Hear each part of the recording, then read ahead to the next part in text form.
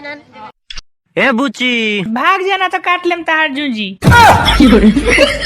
ए जी कहाँ जाता नी?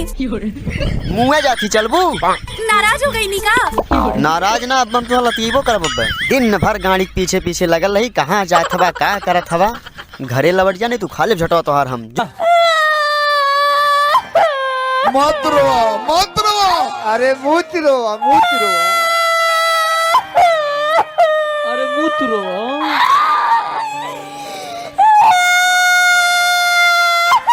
हम कहता नहीं मत रो। आवाज भाग जाई मत रो। तोरा बहिनी का अंडरवियर पहिरा। क्या बात में बोल रो मत।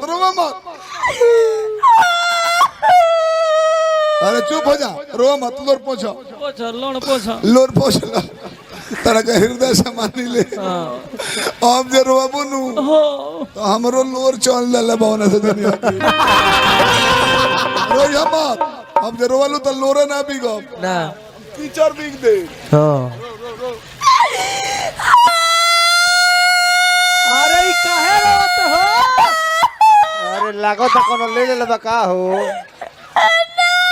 मोबाइल ले ले बा। कौन सेट है एप्पल के? चुप रह। ए बबुआ कोनो एक मोबाइल ले ले बा। बड़ी महंगा मोबाइल रखे ले नु। एप्पल के रख ले। बोला का भइल रास्ता में बोल। कोनो ले ले मोबाइलवा तो कोनो कोइलसिया कोनो बातो चितना कोइलस कोनो धइले रहला। कुछ दुखाता तोर मैदान लगल बा। काहे रो तर बोल। अरे दिनों करे वाला बड़ू का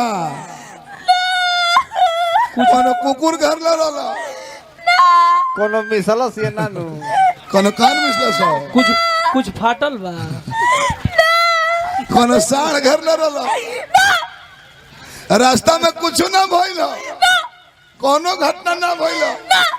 सब कला चटका शुरू होता रे।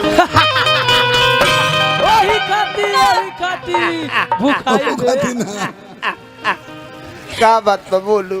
ए जाए अपना दिल के बात हम केंगे कही और कैसे कही हमरा से कहले के मुंह से नु कहबो कि गाड़ी से कहबो।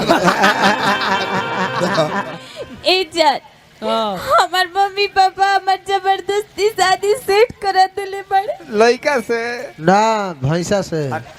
बोलू बढ़िया। तेरा गम अगर ना होता फोपना से ढान वाहेगुरु जी का खालसा वाहेगुरु जी फतेह जो बोले सोनिया सचका हिंदुस्तान जिंदाबाद पाकिस्तान मुर्दाबाद। तेरा गम अगर ना होता हो तेरा गम अगर ना होता तो शराब में न पीता। दोस्तों ये मोहब्बत भी क्या चीज है।